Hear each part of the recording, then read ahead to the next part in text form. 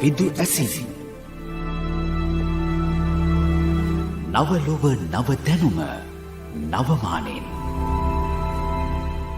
අයිබෝන් ඔබත් මමත් ජීවත්වන අපි හුස්ම ගන්න හැම මොහොතකම අපි ජීවත් වෙන්නේ විද්‍යාවත් එක්ක. අපේ මරණයෙන් පස්සෙත් විද්‍යාව අපේ අතීත ජීවිතය පිළිබඳව සාක්ෂි දරනවා. සමහර විට ඔබට මට ටිකක් අධිකරණමය කටයුත්තකට හේතු සාධක වන මරණයක් උරුම වුණොත් පසුව අපිට සාධාරණ ඉෂ්ට කරන්නේත් අවසානයේදී විද්‍යාව. ඒ අධිකරණ වෛද්‍ය විද්‍යාව. අද අපි හිතුවා මේ ගැන කතා කරන්න අපේ විදුවැසින් වැඩසටහන තුලින්. ඒ වෙනුවෙන් අපි මැදිරියට කැඳවා ගත්තේ විශේෂඥ අධිකරණ වෛද්‍ය පනීත සෙනවිරත්න මහත්මයා. අයිබෝන් ඔබතුමන්ට. ආයුබෝවන් අරංග. කතාව අපි පටන් ගන්නේ අධිකරණ වෛද්‍ය විද්‍යාව. අධිකරණ වෛද්‍ය විද්‍යාව කියන්නේ මොකක්ද වෛද්‍යතුමනි? අධිකරණ වෛද්‍ය විද්‍යාව අත්‍තරම ලංකාවටම ආවේනික නමක්. අපි අධිකරණ වෛද්‍යවරු විදියට හදාරන්නේ ව්‍යවහාරික වෛද්‍ය විද්‍යාව.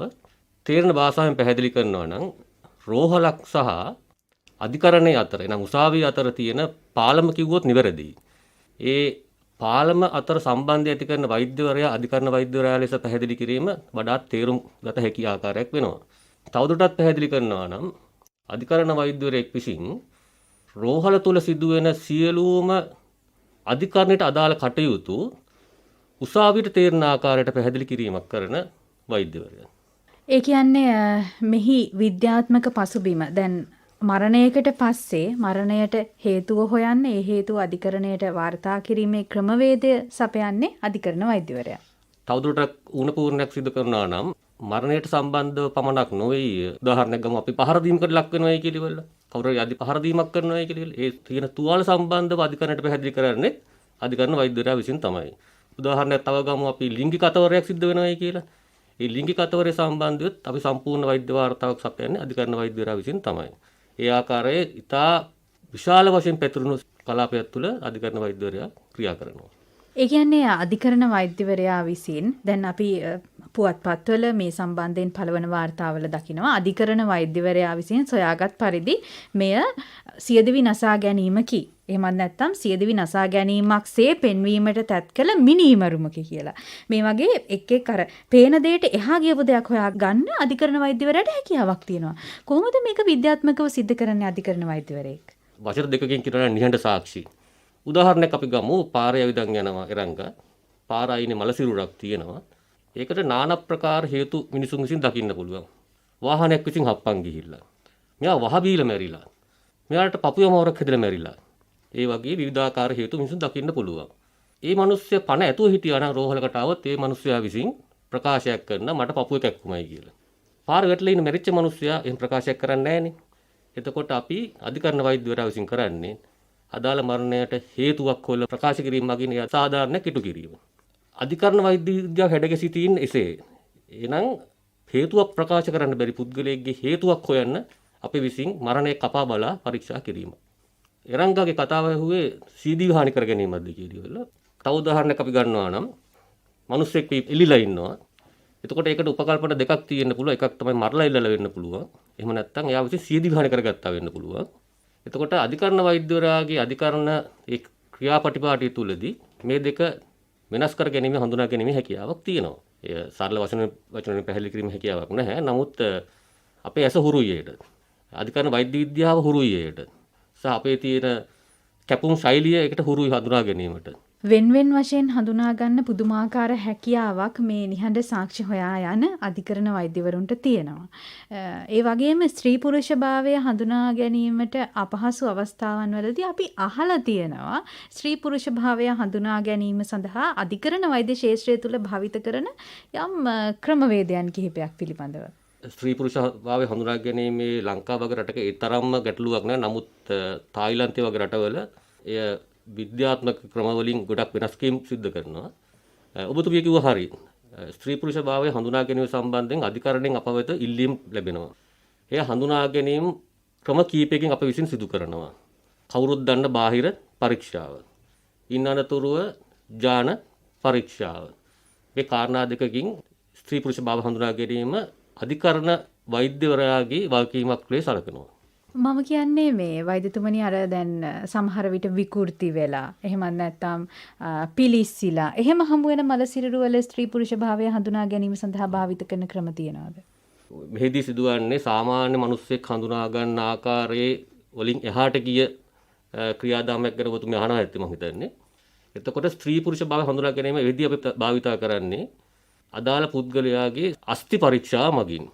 කාන්තාවට අදාළ අස්ථිවල ලක්ෂණ කීපයක් තියෙනවා. ඒ වගේම පුරුෂයාට අදාළ අස්ථිවල ලක්ෂණ කීපයක් තියෙනවා. මෙවැනි අවස්ථාවලදී අපි අස්ථිවලට අදාළ පරීක්ෂා කිරීම මගින් අදාළ පුද්ගල කාන්තාවක්ද පිරිමියෙක්ද කියලා හඳුනා ගැනීමක් අපි සිදු කරනවා. ස්ත්‍රී පුරුෂ භාවය හඳුනා ගැනීම සඳහා දියගිලුණු මරණවල පිලිස්සුණු මරණවල ස්ත්‍රී පුරුෂ භාවය හඳුනා ගැනීමට අපහසු අවස්ථාවලදී ඒ සඳහා අධිකරණ වෛද්‍ය විද්‍යාව පිහිට වුණු අවස්ථාවන් පිළිබඳව අපි අහලා තියෙනවා. ඒ ගැන ඔබතුමන්ගේ අත්දැකීම් මොනවා වගේද? මට එක අවස්ථාවක් මතකයි මා හම්බන්තොට රෝහලේ වැඩ කරන අවස්ථාවක තිස්ස මහරාමය ආසන්නයේ තිබෙන කැලෑවක හිස් කබලක් සහ කටු ස්වල්පයක් හම්බුණා අපිට. එය ගැන নানা ප්‍රකාර හේතු තිබ්බා. මේ මිනිස්සයා බදුල්ලේ මරලා දාලා ගෙනත් දාලායි කියලා. ඒ අදාළ පුද්ගලයා පිරිමියෙක් ලෙස තමයි හඳුනා ගැනීම සිද්ධ කරේ. නමුත් මා විසින් එය අධිකරණ වෛද්‍ය කටයුතු සිදු කරාට පස්සේ හඳුනා ගැනීමක් සිද්ධ කරා කාන්තාවක් කියලා. ඒක හඳුනා ගැනීම සිද්ධ කරේ මට ලැබුණ හිස් කබල. හිස් කබලේ ප්‍රධාන ලක්ෂණ 3ක් භාවිතයෙන් තේරුම් බේරුම් ඇතුව පැහැදිලි කිරීමක් කරනවා නම් ඔබ දැකලා ඇති කාන්තාවක් ගත්තොත් ඔවුන්ගේ නහය හැඩය කෙසේද කියලා. හම ටික අයින් කරාට පස්සේ නහය හැඩය කටුවල හොඳින් විද්‍යමාන වෙනවා. ඇස්වල කුහර ඉතා ලොකුවට තියෙනවා. බේරුම් නළලක් කියලා කියන්නේ සයින්නානතුරු ඔවුන්ගේ හකුපාද ඉතා පොඩි. මෙවැනි ආදක කීපයක් භාවිතයෙන් අපි අදාළ හිස් කබල කාන්තාවක්සේ හඳුනාගත්තා. ඉන් අනතුරුව ලොකු සිද්ධි දාමයකට කතාව පෑදුනා. එනම් මේ අදාළ කාන්තාව පසුව හොයාගත්තා දූෂණයට ලක් කරලා ඉවරලා මරලා දාලා තියෙන්නේ කියලා ඉවරලා. මාස 3කට වැඩි කියලා හඳුනාගත්තා. මේ ආකාරයෙන් මගේ අත්දැකීම් තියෙන විශේෂයෙන්ම තියෙන්නේ කැලෑවල මරලා දාන කාන්තාවන් සහ පිරිමින් වල හේතු කාරණා හොයද්දී හුඟක් වෙලාවට අනතුරු ලැබෙන්නේ ලිංගික අතවර වලින් අනතුරු කරයි කියලා ඉවරලා. අධිකරණ වෛද්‍යවරයාගේ කාරණාවක් තමයි ලිංගික අතවරත් සොයා බැලීම. මේ දේවල් වලදී අපි වචනෙන් කියනවාට වඩා අධිකරණ ක්‍රියාදාමය තුළ සාක්ෂියක් රැස් කිරීම වැදගත් වෙනවා. ඒ කාර්යය අධිකරණ වෛද්‍යවරයා විසින් අධිකරණයට වාර්තා කිරීම සහ තොරතුරු සොයා බැලීම සිදු කරනවා.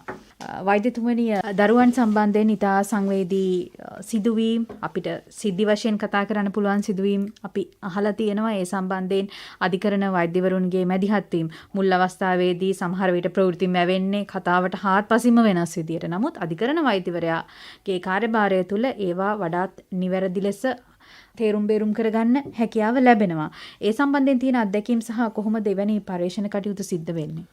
දැන් උදාහරණයක් අපි ගමු. දරුවෙක් පාසලක ඉගෙන ගන්නවා. ගුරුතුමිය උගන්වනවා. ඉතිරි ළමයි 39 දෙනාම ගුරුතුමිය දෙස බලා සිටිනවා.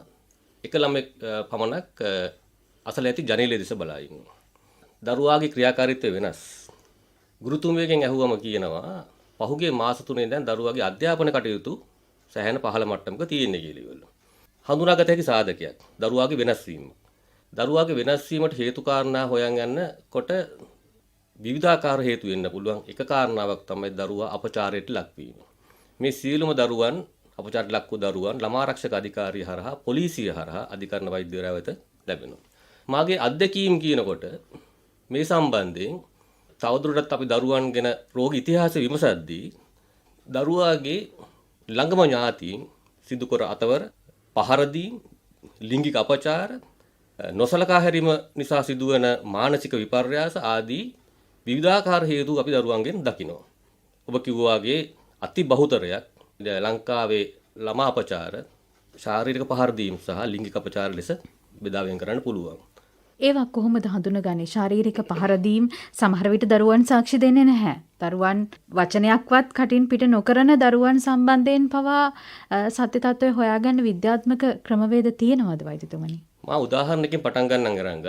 අවස්ථාවකදී වසර 3මාරක දරුවෙක් මා පරීක්ෂා කිරීමක් කරා. දරුවා හුඟක් වෙලාවට අම්මාගෙන් ඈත් වීමකට ගන්න අවස්ථාවකදී ඒ දරුවා පොලිසිය විසින් මාව වෙත රැගෙන ආවා. දරුවා අපි ශාරීරික බාහිර පරීක්ෂාවක් කරන අවස්ථාවකදී දරුවාගේ යට ඇඳුමට වැසෙන තැන්වල සිගරට් ඔබ දන්න ඉදිරියෙන් පත්තු කරාට පස්සේ රවුම් ආකාරයක සිදුරක් එන්නේ. ඒ යට ඇඳුමට වැහෙන අදාළ තැන්වල පිලිස්සීම් සහිත තියෙනවා. ඒ කියන්නේ කරපු කෙනා අවබෝධයක් තියෙනවා මේක දැක්කොත් පේන්න පුළුවන් කියලා ඒ වගේ තැන්වල පිලිස්සීම් තියෙනවා. ඒ වගේ දරුවන්ට කරන අපචාර හරි විවිධයි. විශේෂයෙන්ම දරුවන්ගේ පහර දීම් වලට අමතරව දරුවන්ගේ පිලිස්සීම් තුවාල තමයි දකින්න හම්බ වෙන්නේ. පහර දීම් වල තුවාල හුඟක් වෙලාවට කෝට් වලින් ගහන පහරවල් ඊට අමතරව නියපොතු වලින් කොනිත්තන පහරවල් තමයි දරුවන්ගේ අපි දකින්නේ.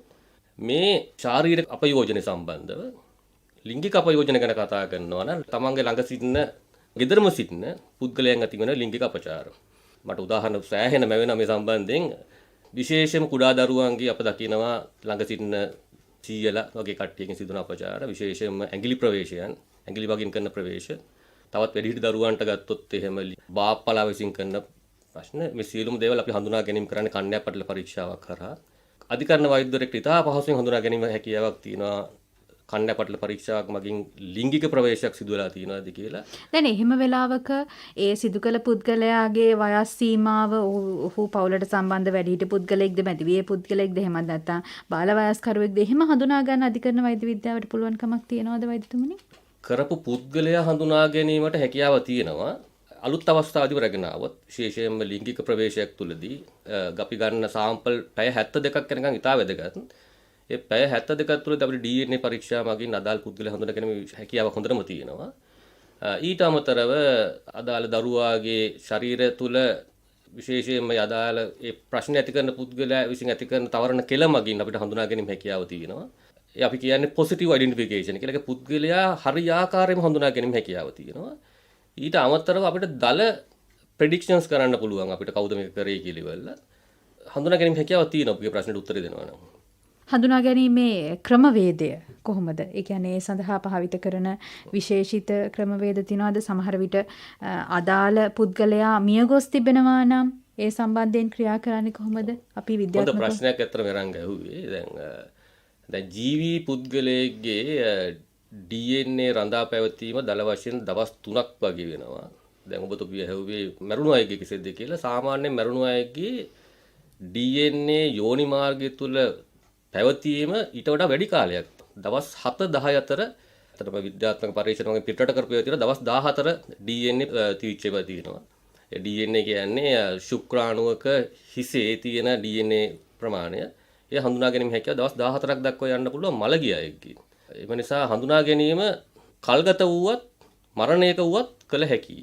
මියගිය පුද්ගලයන් සම්බන්ධ අධිකරණ වෛද්‍ය ක්‍රියාවලියේදී අපි අපේ භාෂාවෙන් අහලා තියෙන්නේ මිනි කපනවා කියලා. දැන් කොහොමද මෙහෙම කපන්නේ? කපන කැපීමේ ක්‍රමවේදය මොන වගේද? එක් එක් පුද්ගලයන් මිය යාමට හේතු වෙනස් වෙනවා. ඒ හේතුන් අනුව මේ විච්ඡේදනය කරන ක්‍රමවේදයන් වෙනස් වෙනවද වෛද්‍යතුමනි? කොහොමද අපි මේක පැහැදිලි කරන්නේ? මිනි කපන එක ඇත්තටම රංග අපි වෛද්‍ය වෘත්තිකෙක් අවුරුදු 5 මාරක් වෛද්‍ය විද්‍යාලය තුල ගත කරනවා.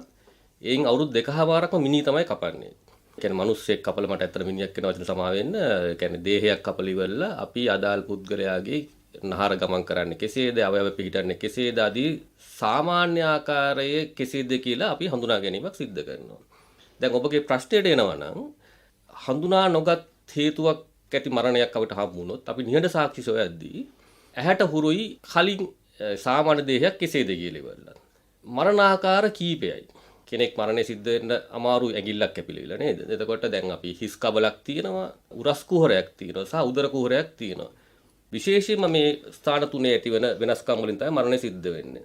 දැන් කාන්තාවක් ගත්තොත් එimhe කාන්තාවන් වලින් අපි කරන වෙනම විච්ඡේදන තියෙනවා. විශේෂයෙන්ම කාන්තාවන් අපි යෝනි මාර්ගය ගැන කතා කරනවා සහ ගර්භාෂයක් ගැන කතා කරනවා. දරු ගබ්සා කිරීමේදී ගර්භාෂයෙන් අධික ලේ වහණයෙන් තමයි මේ අම්මා නැති වෙන්නේ, මරණයටපත් වෙන්නේ. ඒක නිසා ඔබ අහුව ප්‍රශ්නයට කියනවා නම් විශේෂ විච්ඡේදන ක්‍රම තියෙනවා. ඒකෙම සාමාන්‍ය විච්ඡේදන ක්‍රම තියෙනවා. සාමාන්‍ය විච්ඡේදන ක්‍රම වලින් අපි හඳුනා ගැනීම විශේෂයෙන්ම අපි කතා කරන උරස් කුහරය ගත්තොත් මරණයට හේතුව අපි කතා කරද්දී අපි කවුරුත් අහන හෘදේ වස්තු අමාරුන් තමයි කෙනෙක් වැඩිපුරම මරණය සිද්ධ වෙන්නේ. හෘදේ වස්තු කියනොත් අපි හෘදය 4ට 5ට කපන එකෙන් අපිට හඳුනා ගැනීමක් කරන්න බෑ. මරණයක් සිද්ධ වුණේ කෙසේද? විශේෂයෙන්ම අපි කිරීටක දමනි මිලිමීටර් 2 ප්‍රමාණ වලින් කැපීම් සිද්ධ කරන්න ඕනේ. ඒ මොකටද? කිරීටක දමනියක් තුල, ඒ කියන්නේ බටය තුල රුධිර කැටියක් තිබේද නැද්ද කියලා හඳුනා ගැනීම සඳහා. තව දෙයක් අපි කතා කරමු. මොළය, මස්තිෂ්කය. මස්තිෂ්කයට ලේ සපෙන් නාල තියෙන්නේ මස්තිෂ්ක පාදමේ තියෙන්නේ. එතකොට ඒටත් ලේස් අපේ නාලවල රුධිර කැටියක් ඇතිවීම තුලින් මස්තිෂ්කයට රුධිර ගමනාගමනය නතර වීම හා ඒ මරණය සිද්ධ වෙන්න පුළුවන්. මේ ආකාරයේ සාමාන්‍ය කැපීම් ක්‍රම තිබෙනවා සහ විශේෂිත කැපීම් ක්‍රම තිබෙනවා. මේ සියල්ලටම මරණයට හේතු හොයාගැනීම සඳහා අපි කරන විච්ඡේදන. වතුරට වැටිලා ගහගෙන ගිහිල්ලා මිය ගියා කියලා කිව්ව තරුණයෙක් පහර දීලා වතුරට දාලා කියලා පස්සේ හොයාගන්නවා. හැබැයි මේ පිටින් බැලුවම හැම මතු පිට පහර දීමක සලකුණක්වත් අපිට පේන්නේ නැහැ. හැබැයි අභ්‍යන්තර විච්ඡේදනයෙන් පස්සේ අධිකරණ වෛද්‍යවරයා වාර්තාවක් දෙනවා මේක පහර දීමකින් සිද්ධ වුණු මරණයක් කියලා. මට මතක ප්‍රවෘත්තියක් කිව්වේ. වෛද්‍යතුමනි මේ පහර දීම් අපේ හැම මතු පිට නොපෙනුනාට යම් කාල පරාසයක් අභ්‍යන්තරයේ තියෙනවද? පහර දීමක රුධිර ගැලීම සිද්ධ වෙන්නේ ඇත්තටම සමගමුක අපි සමයේ කොටස් දෙකක් බෙදීම තියෙන අපි චර්මය සහ චර්මය ලෙස. මෙහිදී චර්මයේ තමයි රුධිර වාහිනිය තියෙන්නේ. ඒතර පහර දීමක ඇති බරපතලත්වයේ උඩ ඇතිවර ලේ ගැලීම සුළු වෙන්න පුළුවන් බරපතල වෙන්න පුළුවන්. බරපතල ලේ ගැලීමක් ඇහැට පෙනුනට සුළු ලේ ගැලීමක් ඉදිනම අපිට දකින්න හැකියාවක් නැහැ. එය ඉහළට ගමන් කිරීම සඳහා මතු පිටට ගමන් කිරීම සඳහා දවස් කිහිපයක් ගත වෙනවා. එතකොට දැන් ඔබතුමිය ප්‍රකාශ කළ උදාහරණයකට කියනවා නම් පහර දීමක කෙනෙක් මරණය කරන්න පුළුවන් විශේෂම හිස් කබලට කරන පහර දීමකින් හිස් කබල අස්ථි භග්නවට ලක්වීම මගින්. උරසට පහර දීම මගින් සහ උරස් ඇට භග්නවට ලක්වීම මගින්. පිටින් බලන පුද්ගලයෙක්ට මේ භග්න දැකීමේ හැකියාවක් නැහැ. භග්න කියන්නේ ඇතුලින් පිහිටා තියෙන අස්ථි.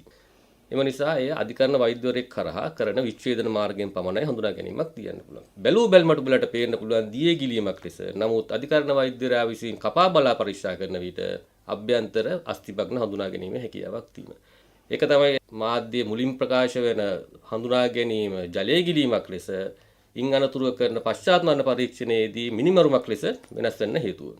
දැන් මරණයක හරි කාල සීමාව නිර්ණය කරන්න අපිට සමහර විට දිනක්ද දෙකක්ද එහෙම නැත්නම් ඊටත් වඩා විකෘතුනි මරණයක නම් කාල නිර්ණය සිද්ධ කිරීම සඳහා අධිකරණ වෛද්‍ය විද්‍යාව භාවිත කරන ක්‍රමෝපායන් මොනවද වෛද්‍යතුමනි?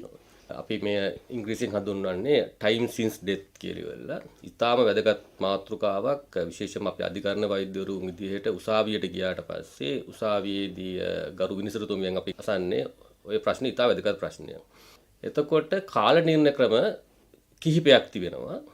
පළවෙනි කාරණා නිර්ණය ක්‍රමය තමයි බාහිර පරීක්ෂාව කියන එක. මා සැකවින් එක පැහැදිලි කරනවා නම් සියල්ලම දන්නවා ඇති රෝහලේ රෝගියා සිටින විට අපිට අතපය හොල්ලන්න පුළුවන් කිසි පහසුවක් නැහැ. මරණය වුණාට පස්සෙත් පැය කීපයක් යනකම් අතපය හෙල්ලීමේ හැකියාවක් තියෙනවා. පැය දෙකකින් අනතුරුව අදාළ පුද්ගලයා ගණීභවනයකට ලක් වෙනවා. ඒ කියන්නේ තේරෙන භාෂාවෙන් කියනවා ඇඟ හයි වෙනවා, ගල් වෙනවා. එතකොට මේ ගල් වීම මගින් අපි කාල නිර්ණයක් කරනවා.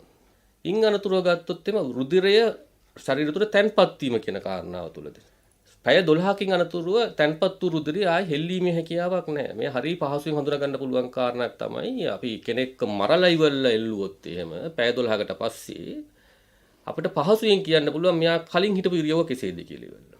තවත් එහාට යනවා නම් ශරීරය තුල ඉන්නවා බැක්ටීරියාවන් විශේෂයෙන්ම ඒගොල්ලෝ ඉන්නේ මහා අතුරු බහන් වල.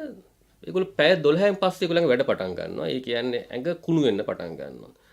පැය 18ක් ගත වූ ශරීරයක් තුළ බඩේ දකුණු පැත්ත කොළ පැහැ ගැනීමකට ලක් වෙනවා. මේ සියලු මා ප්‍රකාශ කර සිටියේ බාහිර දේහ පරීක්ෂාවල ලක්ෂණ. ඉන්න අනතුරුව 18න් අනතුරුව අදාළ දේහය ඉදිමීමකට ලක් වෙනවා. ඔබ දැක්කොත් ඉතා විරූපී වෙනවා. උදාහරණයක් ගත්තොත් එයාගේ දිව එළියට එනවා. එයාගේ මල ද්‍රව්‍ය එළියට පහ වෙනවා. බඩ ඉදිමෙනවා. මේ සියලුම දේවල් වෙන්නේ ශරීරය තුළ සිටින බැක්ටීරියාන් විසින් වායු නිපදවීම හරහා. මේ සියලුම දේවල් හඳුනා ගැනීමේ හැකියාවක් අපි අධිකරණ වෛද්‍යවරු විසින් පුහුණු කරලා තියෙනවා. දවස් දෙක පහු වෙන විට අදාළ පුද්ගලයාගෙන් 아무තු ගන්ධයක් වහනය වෙනවා. මේ අවස්ථාවේදී ඒට ළඟ සිටින අදාළ මැස්සෝ ආකර්ෂණය වෙනවා. මැස්සන් පැමිණ ඔවුන්ගේ ශරීරයේ මත බිත්තර දානවා.